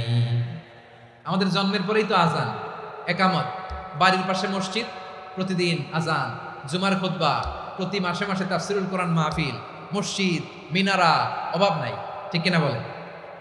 আপনি যেই সুন্দর ইসলামিক এনভায়রনমেন্ট পেয়েছেন, আমাদের ইব্রাহিম খলিল উনিও কি এরকম পেয়েছিলেন? হ্যাঁ, উনি জন্মের পর পরে ওনার কানে আজান দিয়েছে কেউ? আমার প্রিয় ভাইরা, আগা গোড়া একটা শিরকি পরিবেশ উনি জন্মগ্রহণ করেছেন। উনি ছাড়া ওই তল্লাটে একজনও আল্লাহর উপর বিশ্বাসী নাই। কল্পনা করতে পারেন? গোটা তল্লাটে, গোটা দেশে বিশ্বাসী মুমিন, আল্লাহর উপর বিশ্বাস স্থাপনকারী কয়জন? সবাই বলেন কয়জন? বাকি সব মুশরিক। বাকি সব মুশরিক নিজের সাথে নিজে শক্ত বোঝাপড়া করে, অ্যানালজি করে, সেলফ কনভারসেশন করে উনি মহা সত্যের সন্ধান পেয়েছে। উনি আকাশের তারা দেখে ভাবে মনে হয় এটাই আমার খোদা, পরে দেখে তারা নাই, মনে মনে বলে না তাইলে এটা না। আবার চাঁদ দেখে বলে চাঁদটা বড় মায়া লাগে, মনে হয় এটাই আমার রব, পরে দেখে চাঁদও নাই, কয় না এটা না। এরপরে দ্বীপ প্রহরের জলজলে সূর্যটা খা খা করে গোটা পৃথিবীটারে রৌদ্র দিয়ে তাতিয়ে রাখে। তিনি ভাবলেন মনে হয় এটাই আমার রব, কারণ এটাই তো সবচেয়ে বড়। কিন্তু বিকেল বেলা ওই সূর্যটাও যখন চলে যায়, সাইয়েদনা ইব্রাহিম বলে না এটাও তো নাই, আমার খোদা যদি আমারে ছেড়ে চলে যায়, বিপদে পড়লে আমারে উদ্ধার করবে কে? এভাবে নিজের সাথে অ্যানালজি, সেলফ কনভারসেশন করতে করতে করতে তিনি মহা সত্যের সন্ধান পেয়েছেন। সুবহানাল্লাহ। সব শেষে তিনি ডিসিশন নিয়ে ঘোষণা দিলেন, ইন্নী ওয়াজ্জাহাতু ওয়াজহিয়া লিল্লাযী ফাতারাস সামাওয়াতি ওয়াল আরদা হানিফান ওয়া মা আনা মিনাল মুশরিকিন। নিশ্চয় আমি এমন সত্তার দিকে মনোনিবেশ করলাম, মুখাপেক্ষী হলাম, যিনি আকাশ বানিয়েছেন, জমিন বানিয়েছেন, আমি মুশরিক নই। সুবহানাল্লাহ। পারতেন? আপনি পারতেন? কেউ নাই, লক্ষ লক্ষ মুশরিক, আপনি একা। ওনার মতো এরকম বিচক্ষণতা দিয়ে আল্লাহরে খুঁজে পাইতে পারতেন আপনি? কি নবী ছিল, আল্লাহকে খুঁজে পেয়েছে। যখন আল্লাহর ইবাদত শুরু করলো, এই কথা ছড়ায় পড়লো চারদিকে। নমরুদ সাইয়েদনা ইব্রাহিমকে ডেকে পাঠালেন। নমরুদ বলে, ইব্রাহিম তুমি নাকি মূর্তির পূজা না করে কোন নতুন রবের ইবাদত করো, কে তোমার রব? সাইয়েদনা ইব্রাহিম বললেন, রব্বি আল্লাযী ইউহয়ী ওয়া ইউমীত, আমি এমন রবের ইবাদত করি যিনি জীবন দেন, যিনি মৃত্যু দেন। নমরুদ বলে, তাই নাকি? তোমার রব জীবন দেয়, মৃত্যু দেয়? আর এটা তো আমি দেই, আমিও তো জীবন দেই, আমিও তো মৃত্যু দেই। সাইয়েদনা ইব্রাহিম বললেন, কেমন করে তুমি জীবন দাও, মৃত্যু দাও, একটু দেখাও তো। নমরুদ জেলখানা থেকে দুজন কয়েদিকে ডেকে আনলো, কয়েদি এনে অর্ডার করলো একটাকে এখনই শিরোচ্ছেদ, হেড অফ, ডেথ পেনাল্টি, মৃত্যুদণ্ড দেয়া হলো, ফিনকি দিয়ে রক্ত বের হলো। নমরুদ বলে দেখো দুজনকে ধরে আনলাম, একজন কয়েদিকে দিলাম ডেথ পেনাল্টি, মৃত্যুদণ্ড, ওরে মৃত্যু দিলাম, আরেকজন যে দাঁড়িয়ে আছে চাইলে ওরেও আমি মৃত্যুদণ্ড দিতে পারি, কিন্তু না, ওরে আমি দিব না, ওরে আমি বাঁচাইয়া দিলাম, ছেড়ে দিলাম, মানে জীবন দিলাম। দেখো ইব্রাহিম, তোমার চোখের সামনে একজনরে মৃত্যু দিলাম, আরেকজনরে জীবন দিলাম। আপাত দৃষ্টিতে তাই তো, একজনরে তো জীবন দিল, আরেকজনরে মৃত্যু দিল। সাইয়েদনা ইব্রাহিম এবার বিপাকে পড়ে গেলেন, কিন্তু এক একজন নবীকে আল্লাহ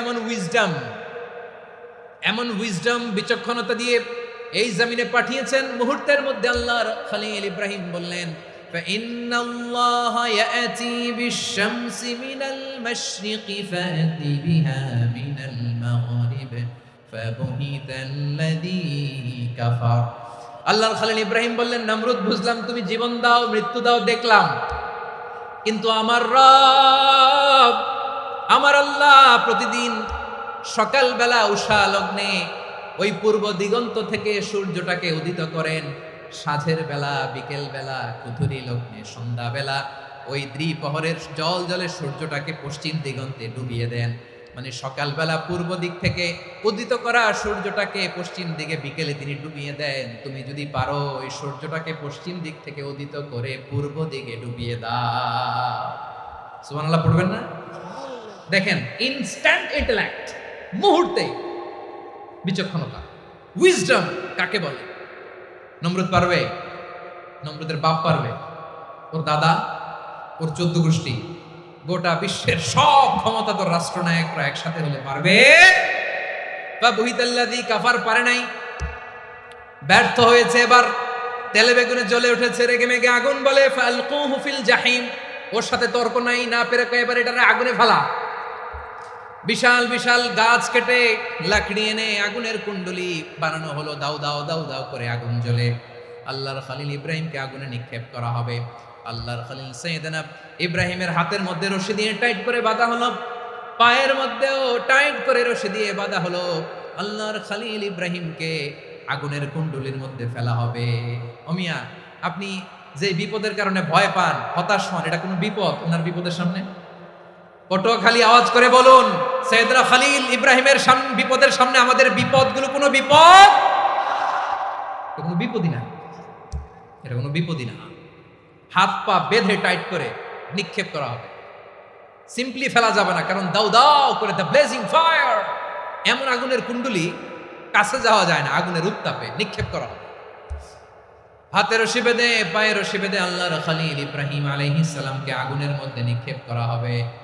আহা, এটার বলে অগ্নি পরীক্ষা। উনি অগ্নি পরীক্ষার সম্মুখীন হয়েছে, এজন্য কঠিন পরীক্ষাকে আমরা অগ্নি পরীক্ষার সাথে তুলনা করি, ঠিক কিনা? সাইয়েদনা জিবরাইল এসে বললেন, ও আল্লাহর খলিল, ওরা তো আপনার হাতও বেঁধে ফেললো, পাও বেঁধে ফেললো, নড়াচড়ার সুযোগ নাই, বলেন আমি জিবরিল ফেরেশতা আপনার জন্য কি করতে পারি? আল্লাহর খলিল ইব্রাহিম বলেন, ও জিবরাইল, তোমার কাছে আমার কোনো চাওয়া পাওয়া নাই। সুবহানাল্লাহ বলেন। তোমার কাছে বলার কিছু নাই, তোমার সাহায্যের আমার দরকার নাই। সাইয়েদনা ইব্রাহিম আলাইহিস সালামকে হাতে পায়ে রশি বেঁধে, হাত পা বাঁধা অবস্থায় জ্বলন্ত অগ্নিকুণ্ডে যখন নমরুদের দলবল নিক্ষেপ করবে, আল্লাহর খলিল কিভাবে নিজেকে আল্লাহর কাছে সঁপে দিয়েছেন, পটুয়াখালীর ভাইরা খেয়াল করে শুনুন। হাত পা বেঁধে আল্লাহর খলিলকে যখন নিক্ষেপ করা হবে, তিনি মুখ ফুটে বলে ফেললেন, হাসবুনাল্লাহু ওয়া নি'মাল ওয়াকিল। হাসবুনাল্লাহু ওয়া নি'মাল ওয়াকিল, আমার জন্য আল্লাহই যথেষ্ট, আমার জন্য আল্লাহই যথেষ্ট, তিনি আমার সবচেয়ে বড় গার্ডিয়ান, তিনি আমার সবচেয়ে বড় অভিভাবক। জিব্রাইলের সাহায্যের অফারকে ফিরিয়ে দিলেন, দুনিয়ার বুকে কারো কাছে কিছু বলেন নাই, মুখ ফুটে বলেছেন হাসবুনাল্লাহ। ও আমার পটুয়াখালীর প্রাণের ভাইয়েরা, খেয়াল রাখবেন, কোন বান্দা তার হাতে থাকা সব চেষ্টাটুকুন করার পরে মুখ ফসকে মুখ দিয়ে যখন বলে ফেলে হাসবুনাল্লাহ, বান্দা যখন হাসবুনাল্লাহ বলে ফেলে, ওই ব্যাপারটা ডিল করার দায়িত্ব স্বয়ং আল্লাহ আরশের উপর থেকে নিয়ে নেয়। আপনি যখন বলে ফেলবেন হাসবুনাল্লাহ, এটা ডিলিং করবে কে তখন? চিল্লায় বলেন না, তিনি কে? বান্দা তার সাধ্যের সবটুকু চেষ্টার পরে নতজানু হয়ে যখন বলবে হাসবুনাল্লাহ, আল্লাহ তুমি আমার জন্য যথেষ্ট, নি'মাল ওয়াকিল, তুমি আমার শ্রেষ্ঠ অভিভাবক, তখন তার কি দরকার না দরকার এটা ডিল করে স্বয়ং আল্লাহ। নিক্ষেপ করা হলো সাইয়েদনা ইব্রাহিমকে অগ্নিকুণ্ডলিতে। হাজার হাজার মানুষের দৃশ্য দেখার জন্য জড়ো হয়েছে এরকম বিশাল ময়দানে। কিন্তু কি অবাক করা ঘটনা, সবাই ভয় পাচ্ছিল, না জানে কি হয়ে যায়। আল্লাহর খালিলকে যখন আগুনের কুণ্ডলিতে নিক্ষেপ করা হয়, আল্লাহর খালিল ইব্রাহিম আগুনের কুণ্ডলীর মধ্যে বসে বসে মানুষগুলোর দিকে তাকিয়ে হাসতে শুরু করে দেয়। কারণ আকাশ থেকে রব্বুল আলামিন স্পেশাল ভার্ডিক্ট নাজিল করেছেন, স্পেশাল হুকুম জারি করেছেন, কুলনা ইয়া নারু কুনি বারদান ওয়া সালামান আলা ইব্রাহিম। ও আগুন খবরদার, সৃষ্টি শুরু থেকে তোকে একটা ধর্ম আমি বাতলে দিয়েছিলাম, তোর ধর্ম আগুনের ধর্ম হলো যা পাবে জ্বালিয়ে সারখার করবে। আল্লাহ বলল, আগুন তোর ধর্ম দিয়েছিলাম, তুই সব জ্বালিয়ে পুড়িয়ে সারখার করে দিবি, কিন্তু ক্ষণিকের জন্য আমি তোর জ্বালিয়ে দেওয়ার ক্ষমতাটাকে কেড়ে নিলাম, জ্বালিয়ে ভস্ম করে দেওয়ার ক্ষমতা আমি কেড়ে নিলাম। কুনি বারদান, ঠান্ডা হয়ে যা, কিন্তু এত বেশি ঠান্ডা হবি না আবার আমার ইব্রাহিমের জন্য সর্দি লেগে না যায়। সুবহানাল্লাহ, এত আসতে বললে হবে? কুনি বারদান, বারদ মানে বরফ, ঠান্ডা, ঠান্ডা হ, কিন্তু এত ঠান্ডা হবি না যাতে আমার ইব্রাহিমের কষ্ট হয়। আগুন বলে, আল্লাহ একবার বললাম ঠান্ডা হ, আবার বলো এত ঠান্ডা হবি না যাতে খালিলের সর্দি না লাগে। কেমন ঠান্ডা হব, কেমন এনভায়রনমেন্ট তৈরি করে দেব বলো। আল্লাহ বললেন, সালামান আলা ইব্রাহিম, আমার খালিল, আমার কলিজা, আমার ইব্রাহিমের জন্য তুই জান্নাতের গুল বাগিচা হয়ে যা। ও ভাই, নবী মুসার মতো ঈমান হলে রাস্তা হবে সাগর জলে, নবী ইউসুফের মতন ঈমান হলে একে একে দরজা খোলে। নবী ইব্রাহিমের মতন ঈমান যদি আজও থাকে বিদ্যমান, অগ্নিকুণ্ডে দেখতে পাবে খুবসুরতে ফুল ভাগা। কুলনা ইয়া নারু কুনি বারদান ওয়া সালামান আলা ইব্রাহিম। বান্দা যখন মুখ দিয়ে বলে হাসবুনাল্লাহ, আমার আল্লাহ আমার জন্য যথেষ্ট, এই বলে যখন নিজেকে সঁপে দেয়, তার কি লাগবে ওই দায়িত্ব স্বয়ং নিয়ে নেয় কে? সবাই বলেন, স্বয়ং নিয়ে নেয় কে? তাহলে আমার প্রিয় ভাইরা, বিপদের শুরুতেই আমরা বলবো ইন্না লিল্লাহ। শুরুতে কি বলবো? এরপরে যেই বাক্যটা পড়ে নিজের পরিস্থিতিকে আল্লাহর দরবারে সঁপে দিব, সেটা হচ্ছে হাসবুনাল্লাহ। সেটা কি? বিষ্ণু বলেন, লা ইয়াজালু লিসানুকা রাতাবান মিন যিকরিল্লাহ, সব সময় আল্লাহর স্মরণ দিয়ে, জিকির দিয়ে জিহ্বাটারে সিক্ত রাখো। আর শয়তানু জাসিমুন আলা কলবি ইবনে আদম, শয়তান বনি আদমের কলবে খামচি মেরে বসে থাকে। ফাইদা যাকারাল্লাহ খালাসা, মানুষ যখন আল্লাহর স্মরণ করে জিকির করে শয়তান দৌড়ে পালায়। ওয়া ইদা গাফালা ওয়াসওয়াসা, যখনই বনি আদম গাফেল হয় তখনই শয়তান তার হৃদয়ে ওয়াসওয়াসা দেয়। এজন্য বিপদে পড়লে ইন্না লিল্লাহ, নিজের সব টুকুন করার পরে, নিজের রোল প্লে করার পরে নিজেকে আমরা কি বলে সঁপে দিব? সবাই বলেন, সবাই বলতে হবে, আরো জোরে বলে, মনে থাকবে? বিপদে পড়লে প্রথমে ইন্না লিল্লাহ, এরপরে নিজেকে যখন সঁপে দিব তখন হাসবুনাল্লাহ। এরপরে কঠিন বিপদ যদি যখন বিশ্বনবী পড়তেন তখন কি করতেন? এমন বিপদ মাঝে মাঝে হয় না, দেয়ালে পিঠ থেকে যায়, চোখে মুখে অন্ধকার, কি করব দিশা খুঁজে পাই না, এরকম হয় কখনো? হ্যাঁ, আপনাদের হয়? হয় না? তো জান্নাতে আছেন আপনারা। হয় হয়, এরকম হয়েছে না যে দেয়ালে পিঠ থেকে গেছে, চোখে মুখে অন্ধকার, কই যাব, কি করব, বাঁচানোর কেউ না, এরকম হয়েছে কখনো আপনাদের? যদি হয় তাইলে এটার সলিউশন বলবো, না হইলে তো এগুলো বলে লাভ নাই। হয় হয় হয়, বিশ্বনবী এরকম কঠিন বিপদে পড়েছেন জীবনের কিছু কিছু মুহূর্তে। ওই মুহূর্তে বিশ্বনবী স্পেশাল দুইটা দোয়া পড়তেন, এই দোয়াগুলো আপনাদেরকে জানিয়ে দেয়। বিশ্বনবী বলেন, কঠিনতম বিপদে যখন পড়বা, দেয়ালে পিঠ থেকে যায়, চোখে মুখে অন্ধকার, বাঁচার কোনো উপায় নাই, তখন পড়বা লা ইলাহা ইল্লা আনতা সুবহানাকা ইন্নী কুনতু মিনাজ জালিমিন। আল্লাহ, তুমি ছাড়া কোনো ইলাহ নাই, তুমি পবিত্র, নিশ্চয় আমি জালিমদের অন্তর্ভুক্ত। সুবহানাল্লাহ বলেন। এই দোয়া সাইয়েদনা ইউনূস আলাইহিস সালাম পড়েছিলেন যখন মাছের পেটে ছিলেন। কিসের পেটে? এবং অনেক মুফাসসিরিন একরাম বলেছেন, অনেক আহলুল ইলমরা বলেছেন এটা হচ্ছে ইসমে আজম। ইসমে আজম এমন দোয়া যেটা দিয়ে দোয়া করলে আল্লাহ দোয়া কবুল করে, কিন্তু এটা কোনটা এটা নিয়ে ইখতিলাফ আছে। কোন আহলুল ইলম বলেন লা ইলাহা ইল্লা আনতা সুবহানাকা ইন্নী কুনতু মিনাজ জালিমিন, এটা হচ্ছে ইসমে আজম। সাইয়েদনা ইউনূস আলাইহিস সালাম পড়েছেন, আপনারা পড়েননি? তুফান হইলে পড়েন না? আমাদের এলাকায় তো এটা খুব, এটার উপর ব্যাপক আমল আছে। পটুয়াখালীতে কি অবস্থা বলেন? পড়েন পড়েন পড়েন পড়েন। একটা গল্প শুনেছিলাম, পাক হানাদার বাহিনী যখন বাংলাদেশে অ্যাটাক করতো, ৭১ সালের ঘটনা বলতেছে, আমরা তো দেখি নাই, শুনছি আর কি। ৭১ যদি দেখতাম এতদিনে রাজাকার হয়ে যেতাম। আল্লাহ আমাদেরকে বাঁচাই দিয়েছে, আল্লাহর মেহেরবানি, ঠিক কিনা বলেন?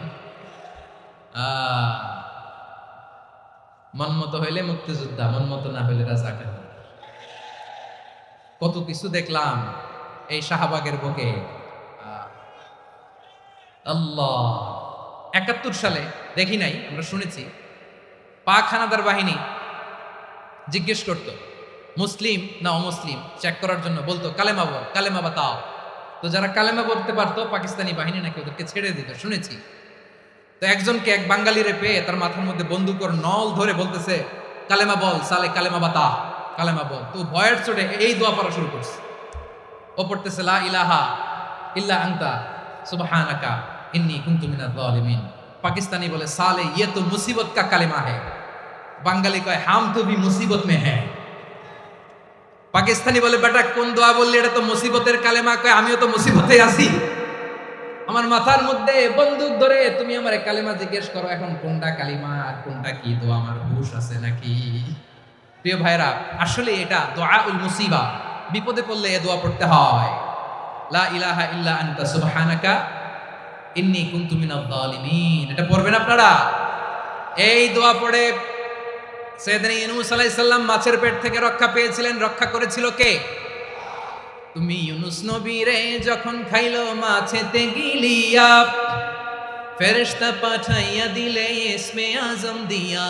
প্রাণে ছিল যাহার ভয় সেথা পাইল আশ্রয়, প্রাণে ছিল যাহার ভয় সেথা পাইল আশ্রয়। মাছের পেট হতে সে যে পেল পরিত্রাণ। আল্লাহু আল্লাহু তুমি জাল্লে জালালুহু, শেষ করা তো যায় না গে তোমার গুণগান। আল্লাহু আল্লাহু সুবহানাল্লাহ পড়ে। লা ইলাহা ইল্লা আনতা সুবহানাকা ইন্নী কুনতু মিনাজ জালিমিন। বিশ্বনবী বললেন দেয়ালে পিঠ থেকে গেলে, চোখে মুখে অন্ধকার, বাঁচার কোনো উপায় নাই, তখন এই দোয়াটা পড়তে হবে। এই দোয়া পড়ে আল্লাহর কাছে ফরিয়াদ করলে বিপদ মুক্ত করবেন কে? কেন এই দোয়াটা আল্লাহর কাছে বড্ড প্রিয় জানেন আমার ভাইরা? কারণ এই দোয়ার মধ্যে 3টা জিনিস আছে। আমি যেরকম আঙ্গুল উঁচু করেছি এরকম করেন তো। 3টা, কয়টা? 3টা। 1 নম্বরে হচ্ছে তাওহীদ, 2 নম্বরে তাসবিহ, 3 নম্বরে তাকরীর। আই রিপিট, আবারও বলছি, 1 নম্বরে তাওহীদ, 2 নম্বরে তাসবিহ, 3 নম্বরে তাকরীর। এই দোয়াটা আল্লাহর কাছে এত পছন্দনীয় কারণ এই দোয়ার প্রথম অংশে আছে তাওহীদ, আল্লাহর একত্ববাদের ঘোষণা। লা ইলাহা ইল্লা আনতা, ও আল্লাহ আপনি ছাড়া কোনো ইলাহ নাই, উপাস্য নাই। এই কথা বললে আল্লাহ বড় খুশি হয়ে যায়, সুবহানাল্লাহ পড়েন। এই দোয়ার দ্বিতীয় অংশে আছে তাসবিহ, মানে আল্লাহর প্রশংসা, প্রশংসা সূচক বাণী। সুবহানাক সুবহানাক সুবহানাক, ও আল্লাহ আমি আপনার পবিত্রতা ঘোষণা করছি, সুবহানাক। এই কথা শুনলেও আল্লাহ খুশি হয়ে যায়, সুবহানাল্লাহ পড়েন। এই দোয়ার তৃতীয় অংশে আছে তাকরীর, তাকরীর মানে পাপের স্বীকৃতি। তাকরীর মানে কি? তাকরীর মানে পাপের স্বীকৃতি। এই দোয়ার তৃতীয় অংশে আছে ইন্নী কুনতু মিনাল জালিমিন, ও আল্লাহ আমি জালিমদের অন্তর্ভুক্ত। আল্লাহ আল্লাহ আমি জালেম, আল্লাহ আমি ভুল করেছি, অন্যায় করেছি, আল্লাহ আমি জালেমদের অন্তর্ভুক্ত। এই পাপের স্বীকৃতি, অ্যাকনোলেজমেন্ট আল্লাহ বড্ড পছন্দ করে। যখন আল্লাহর কাছে আপনি ছোট হবেন, ছোট হতে হতে যত ছোট হবেন ওই দৃশ্যটা দেখতে আল্লাহ বড্ড পছন্দ করে, সুবহানাল্লাহ বলে। 3 নম্বর অংশ ইন্নী কুনতু মিনাজ জালিমিন, আল্লাহ আমি জালেমদের অন্তর্ভুক্ত। সাইয়েদনা আদম আলাইহিস সালাম ভুল করে যখন নিষিদ্ধ গাছের ফুল খেয়ে ফেললেন, ফল খেয়ে ফেললেন, আল্লাহ বললেন আদম ক্ষমা পেতে চাইলে তুমি আর হাওয়া মিলে স্বীকৃতি দাও, পাপের স্বীকৃতি আর পড়ো। রব্বানা যালামনা আনফুসানা ওয়া ইল্লাম তাগফির লানা ওয়া তারহামনা লানাকুনান্না মিনাল খাসিরিন। ও আল্লাহ আমি আদম আর হাওয়া যালামনা আনফুসানা, আমরা আমাদের নফসের উপর বড্ড জুলুম করেছি। আল্লাহ ওয়া ইল্লাম তাগফির লানা ওয়া তারহামনা, আপনি যদি ক্ষমা না করেন, আপনি যদি দয়া পরবশ না হন, আপনি যদি রহম না করেন, আমরা তো ক্ষতিগ্রস্তদের মধ্যে শামিল হয়ে যাব। এই দোয়া করার সাথে সাথে সাইয়েদনা আদম আর হাওয়া আলাইহিস সালামকে ক্ষমা করে দিলেন কে? তাহলে এই দোয়ার 3 নম্বর অংশ তাকরীর, এটা আল্লাহ বড্ড পছন্দ করে। আমার কলিজার টুকরা ভাইয়েরা, গুনাহ করে শিকার যেতে হবে, এটা আল্লাহ ভালোবাসেন। সাইয়েদনা আবু বকর রাদিয়াল্লাহু তাআলা আনহু বিষ্ণু ইসা ইসলামকে বলেন, ইয়া রাসূলুল্লাহ আল্লিমনি দুআআন আদউ বিহি ফি সালাতি, নবী হে আপনি আমার এমন একটা স্পেশাল দোয়া শিখায় দেন যে দোয়াটা আমি নামাজে পড়ব। নবী বললেন, তাহলে তুমি পড়ো, আল্লাহুম্মা ইন্নী যালামতু নাফসি যুলমান কাসীরান ওয়া লা ইয়াগফিরুয যুনুবা ইল্লা আনতা ফাগফিরলি মাগফিরাতাম মিন ইনদিকা ওয়ারহামনি ইন্নাকা আনতাল গফুরুর রহিম। সুবহানাল্লাহ। সালাম ফিরানোর আগে পড়েন, কথা কয় না, পড়েন পড়েন। ও আবু বকর, নামাজে যদি দোয়া করতে মনে চায় এই দোয়াটা পড়বা, আল্লাহুম্মা ইন্নী যালামতু নাফসি, আল্লাহ জুলুম করেছি আমার নফসের উপর, যুলমান কাসীরা, অনেক জুলুম, ওয়া লা ইয়াগফিরু যুনুবা ইল্লা আনতা, আপনি ছাড়া এই জুনুব, এই পাপ ক্ষমা করার দ্বিতীয় কোনো রব নাই। আছে? আল্লাহ ছাড়া আমাদের গুনাহ আর কে কে ক্ষমা করতে পারে বলেন তো? কে পারে? কে? এজন্য আল্লাহরে বলবেন, আল্লাহ আমি ছাড়া তোমার গোলামের অভাব নাই, ও আমার রব আমি ছাড়া এই জমিনের বুকে তোমার গোলামের অভাব নাই, কিন্তু তুমি ছাড়া তো আমার দ্বিতীয় কোনো রব নাই। পারবেন বলতে? পারবেন? চোখের পানি ছেড়ে আল্লাহরে বলবেন, আল্লাহ তুমি আমার রব, তুমি আমার সব। কি বলবেন? আল্লাহ আমারে রব। সবাই বলুন, আল্লাহ আমারে রব, দমে দমে তনু মনে তারি অনুভব, আল্লাহ আমারে রব। আল্লাহরে বলেন, আল্লাহ তুমি আমার রব, তুমি আমার সব। আল্লাহ আমি ছাড়া এই জমিনে তোমার গোলামের অভাব নাই, তুমি ছাড়া আমার দ্বিতীয় কোনো রব নাই। একথা বলে চোখের পানি ছেড়ে আল্লাহরে স্বীকৃতি দেন, আল্লাহ আমি পাপী, আল্লাহ এই জমিনে আমার চেয়ে বড় পাপী আর কেউ নাই। ওযু করে সিজদায় লুটিয়ে পড়ে চোখের পানি ছেড়ে আল্লাহরে পাপের স্বীকৃতি দেন, আল্লাহ এমন কোন জুলুম নাই, গুনাহ নাই আমি করি নাই, সগীরা কবিরা, জেনে না জেনে, ইচ্ছায় অনিচ্ছায়, শিরকি বেদাতি সব গুনাহ করেছি। আল্লাহ আকাশের নিচে জমিনের উপরে আমার চেয়ে বড় গুনাহগার আর কেউ নাই। চোখের পানি ছেড়ে আল্লাহরে বলেন, আল্লাহ আমি ছাড়া তোমার গোলামের অভাব নাই, তুমি ছাড়া আমার দ্বিতীয় কোনো রব নাই, তুমি ছাড়া তো কেউ আমার গুনাহ ক্ষমা করার নাই, তুমি আমার রব, তুমি আমার সব। বলতে পারবেন? এই তাকরীর আমার পটুয়াখালীর ভাই, এই স্বীকৃতিটা দেখতে আল্লাহ বড্ড ভালোবাসে, কারণ আমরা সবাই গুনাহগার। আমরা সবাই কি? বিশ্বনবী বলেন, কুল্লুকুম খাত্তাউন, আ বনি আদম তোমরা সবাই পাপী। সবাই কি? সবাই পাপী। আমরা সবাই পাপী, আপন পাপের বাটখারা দিয়ে অন্যের পাপ মাপি। আমরা যে পাপী এটা ভাবতে মনে চায় না কারো, খালি অন্যের পাপ দেখি আমরা, এটা ভুল। ওর এই পাপ, ও পাপী, ও জালেম, ও জাহান্নামী, এরকম একটা টেন্ডেন্সি। আমার যে কি হালাত এটার খেয়াল নাই। খেয়াল করতে হবে যে আমি সবচেয়ে বড় পাপী, ঠিক কিনা বলেন? পাপ করি নাই এমন কেউ আছি? হ্যাঁ আছি, আছি। কেউ না জানলেও জানে কে আমার পাপের ঘটনা? পৃথিবী না জানুক আমি তো জানি, আমি কি পাপ করেছি হায়। ও আমার কলিজার টুকরা ভাইরা, মাথাটাকে নিচু করে জীবনের সব গুনার ফিরিস্তিগুলো একটা একটা করে স্বীকার করে আল্লাহরে বলেন, আল্লাহ আমি পাপী, আল্লাহ আমার চেয়ে বড় পাপী এই দুনিয়াতে কেউ নাই, আকাশের নিচে জমিনের উপরে আমার চেয়ে বড় পাপী কেউ নাই। একটা একটা করে আল্লাহ স্বীকার করি আমি পাপী, সব পাপের স্বীকৃতি দিলাম। পৃথিবী না জানুক আমি তো জানি, আমি কি পাপ করেছি হায়।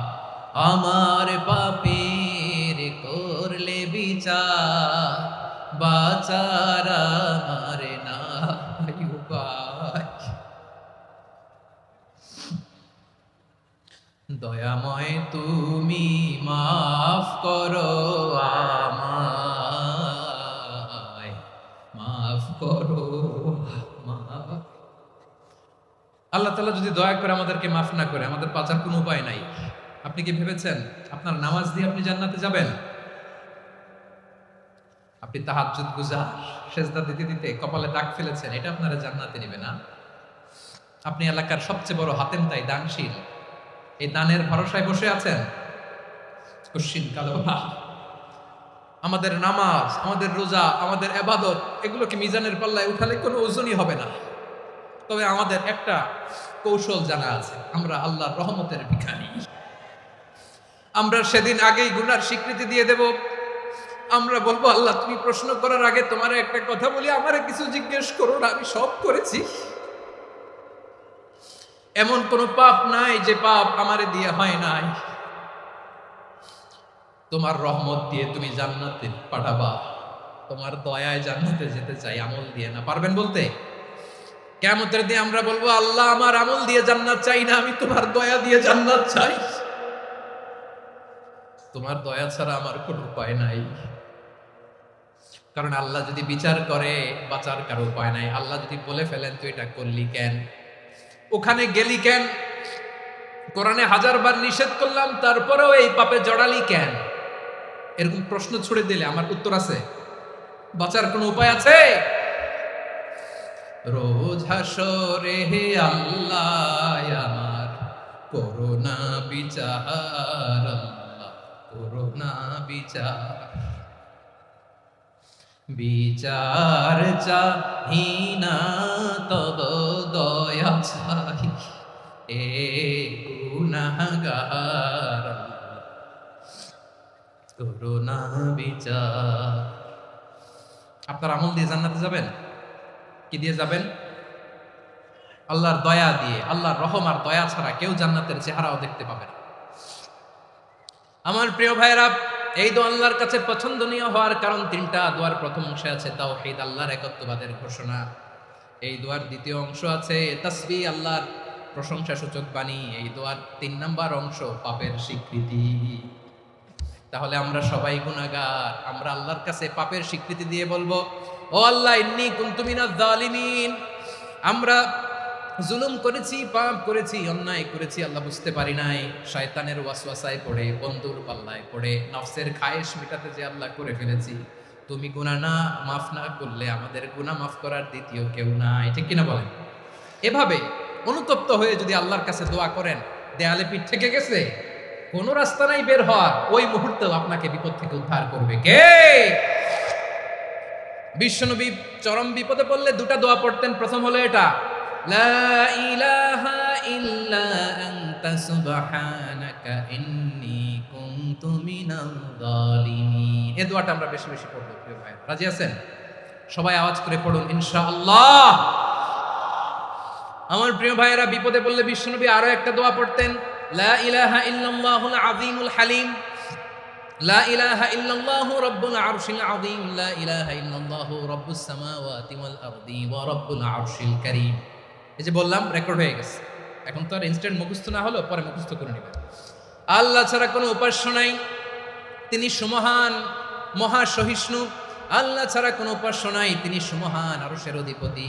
আল্লাহ ছাড়া কোনো উপাস্য নাই, তিনি আকাশের মালিক, জমিনের মালিক, তিনি সুবিশাল, আরশের অধিপতি। সুবহানাল্লাহ পড়েন। এই দোয়াটা কেউ যদি পড়ে যদি এর ওসিলা করে দোয়া করে, তাকে বিপদ থেকে মুক্তি দেয় কে? মনে থাকবে আপনাদের? তাহলে বিপদের প্রথম ধাক্কায় কি যেন পড়তে হয়? ইন্না লিল্লাহ। তারপরে কি বলে আল্লাহর কাছে নিজেকে সঁপে দিতে হয়? দেয়ালে পিঠ থেকে গেলে লা ইলাহা ইল্লা আনতা সুবহানাকা ইন্নী কুনতু মিনাজ জালিমিন। 2 নাম্বার হচ্ছে লা ইলাহা ইল্লাল্লাহুল আযীমুল হালিম, লা ইলাহা ইল্লাল্লাহু রাব্বুল আরশিল আযীম, লা ইলাহা ইল্লাল্লাহু রাব্বুস সামাওয়াতি ওয়াল আরদি ওয়া রাব্বুল আরশিল কারীম। মনে থাকবে? ইনশাআল্লাহ বলেন সবাই, আওয়াজ করে সবাই ইনশাআল্লাহ। অনেক সময় এমন হয়, হঠাৎ বিপদের সম্মুখীন হয়ে আমরা রেডি হয়ে বের হয়েছে অফিসে, হঠাৎ অ্যাক্সিডেন্টে পড়ে যাই, হঠাৎ পেটের ব্যথায় অজ্ঞান, এরকম হয় না? আপনাদের হয় না? বিষ্ণু ইসলাম বলেন, আকস্মিক দুর্ঘটনার বিপদ থেকে যদি কেউ বাঁচতে চায়, সকাল সন্ধ্যা যেন প্রত্যেকে এই দোয়াটা পড়ে। সকালে যদি 3 বার পড়ে, সন্ধ্যা পর্যন্ত হঠাৎ হঠাৎ বিপদ থেকে সে রক্ষা পাবে। To be protected from sudden calamity, sudden disaster, sudden calamity, হঠাৎ বিপদ, হঠাৎ ভয়ঙ্কর কোন আকস্মিক বিপদ থেকে আল্লাহ বাঁচায়। সকালে পড়লে সন্ধ্যা পর্যন্ত প্রোটেক্টেড। সন্ধ্যাবেলায় যদি 3 বার পরে সকাল পর্যন্ত প্রোটেক্টেড। সুবহানাল্লাহ পড়ে। দোয়াটা কি?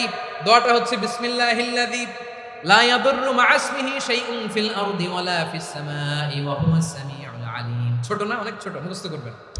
বিসমিল্লাহিল্লাযী লা ইয়াদুররু মা ইসমিহি শাইউন ফিল আরদি ওয়ালা ফিস সামা। ওই আল্লাহর নাম নিচ্ছি যে আল্লাহর নামের বরকতে আকাশ জমিনের কোনো কিছু কারো কোনো ক্ষতি সাধন করতে পারে না। তিনি সর্বশ্রোতা সর্বজ্ঞ। সুবহানাল্লাহ পড়েন। পড়বেন এই দোয়াটা, বিসমিল্লাহিল্লাযী লা ইয়াদুররু মা ইসমিহি শাইউন ফিল আরদি ওয়ালা ফিস সামাই ওয়া হুয়াস সামিউল আলিম। ফজরের পরে 3 বার, মাগরিবের পরে 3 বার যদি কেউ পড়ে প্রোটেক্টেড, যে কোনো হঠাৎ বিপদ থেকে প্রোটেক্টেড। প্রোটেক্ট করেন কে? ওই আল্লাহর নাম নিচ্ছি যে আল্লাহর নামের ওসিলায় আকাশ জমিনের কোনো কিছু কোনো ক্ষতি করতে পারে না। সুবহানাল্লাহ পড়েন। আচ্ছা, এবার আমাদের জীবনে দুশ্চিন্তা আছে না নাই বলেন?